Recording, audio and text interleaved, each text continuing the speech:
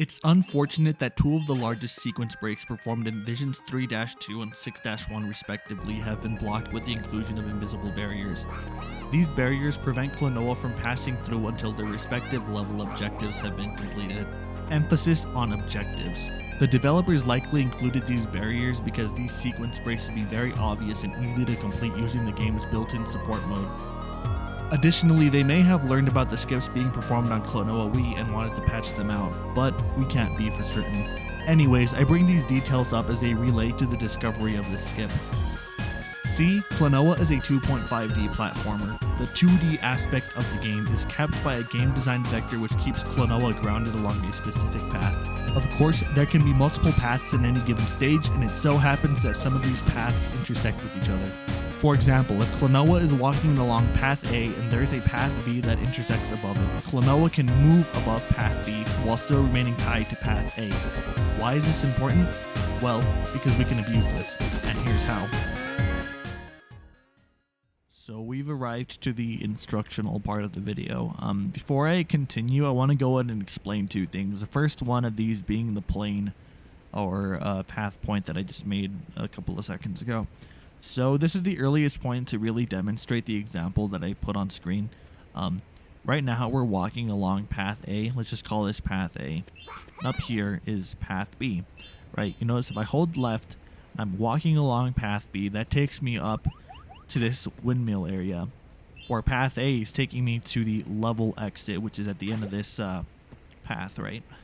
So because we're on path A, if we want to remain on path A while passing over path B, obviously we need to remain airborne and never come in contact with this, right? Seems a little arbitrary, but it's actually a really crucial part about how to actually make this blue gem skip work, right? So again, I'm just going to show this off here. Because I never touched path B, I never told the game like, hey, Klonoa is going to be moving along this path. So I guess the game actually keeps us on path A. Conversely, you can actually do a really neat thing here and go out of bounds by grounding yourself on path B. Do a little bit of flutter here, and then just time this right. It might take me another couple of tries, but you can essentially go out of bounds by doing a really neat little thing here. It's a lot easier to do with the support jump, but I'm doing it on standard because that's what I'm showing the video off for.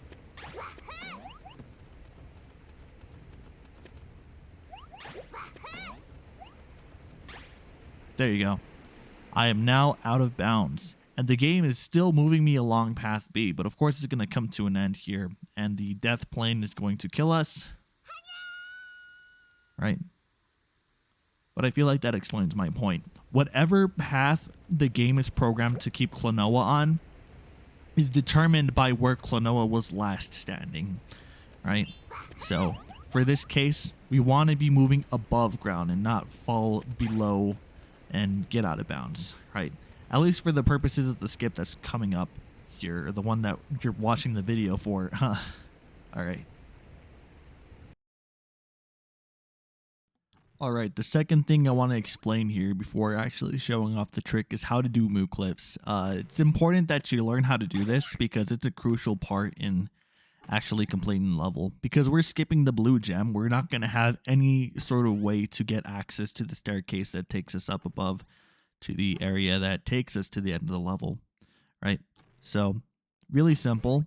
What you want to do is have an enemy or a moo, whatever you want to grab, right? Run up against the wall. A wall that you can't bring an enemy with you against is what you're going to use to clip, right? So move up against it, jump, and then as soon as you land, you're going to jump and then hit down, right?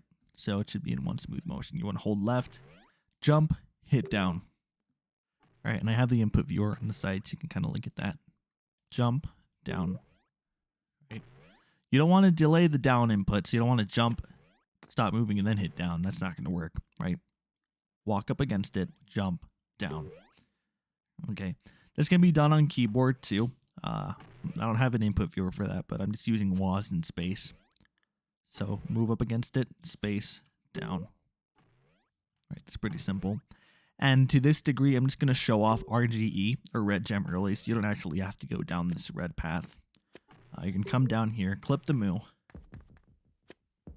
come back from the main entrance, and just like that, toss the moo at the red gem, and you don't have to go down that path anymore. And you would proceed forward with the level here.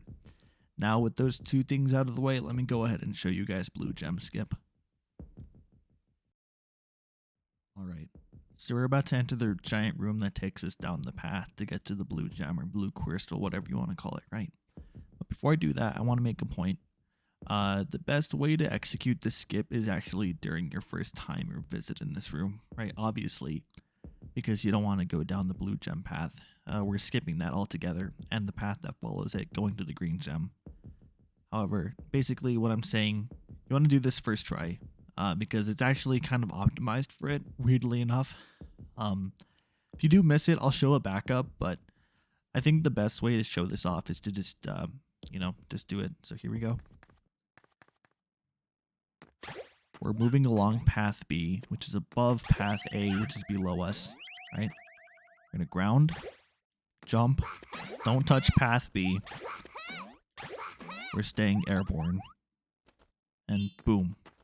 We are now in the path right here that takes us to the green gem. Right here, break it, and you would continue with the level. Now, again, what the hell just happened here? I grounded myself on path A, right? That's why I gave that explanation at the beginning of the video.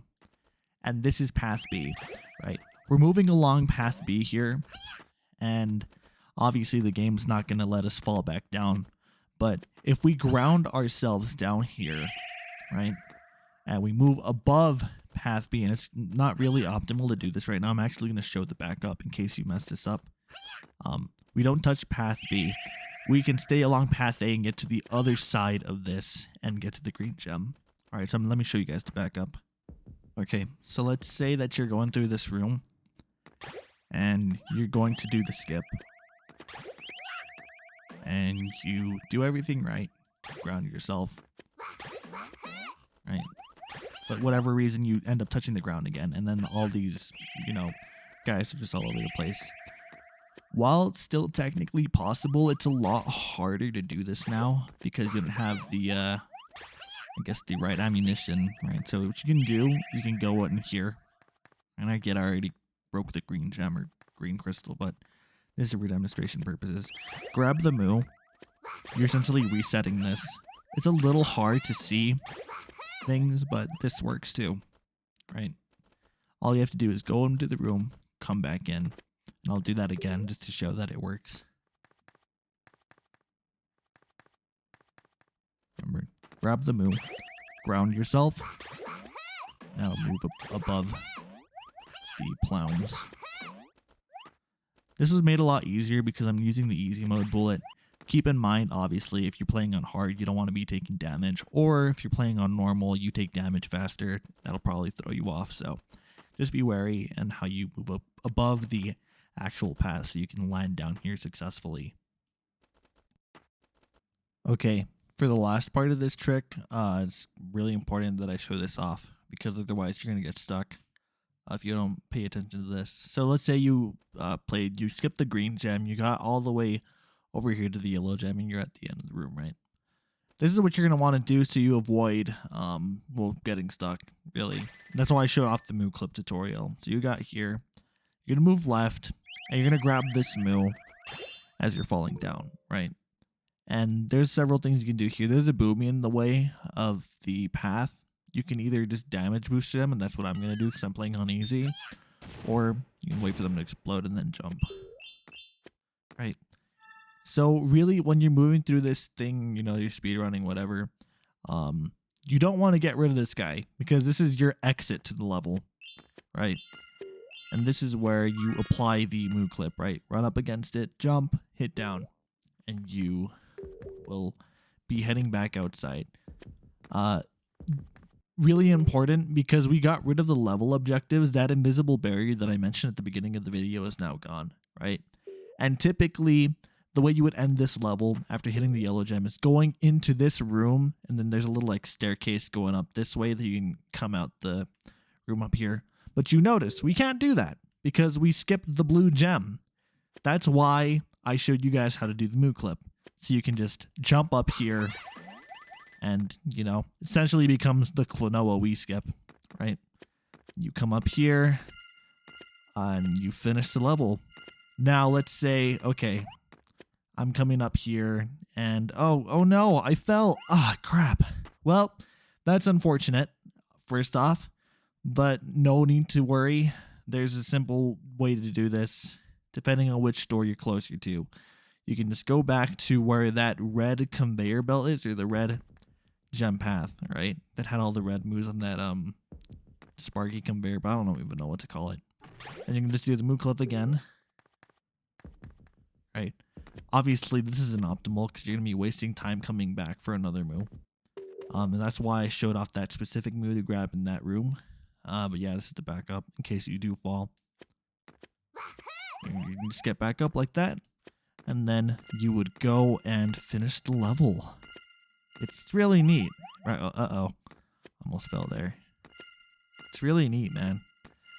How this all just kind of comes together.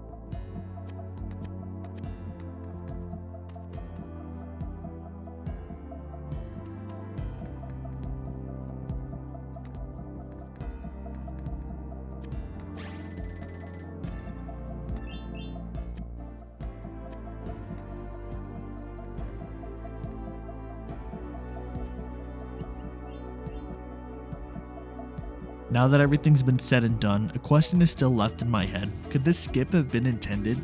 Analyzing the room shows that there are 2 red moves around key positions that do not respawn if killed without leaving and re-entering the room. Who knows? For all we know, this could have easily been an oversight, but in any case, this route will be beneficial for both any % standard and support mode, as well as a potential route change for 100% support mode in all visions.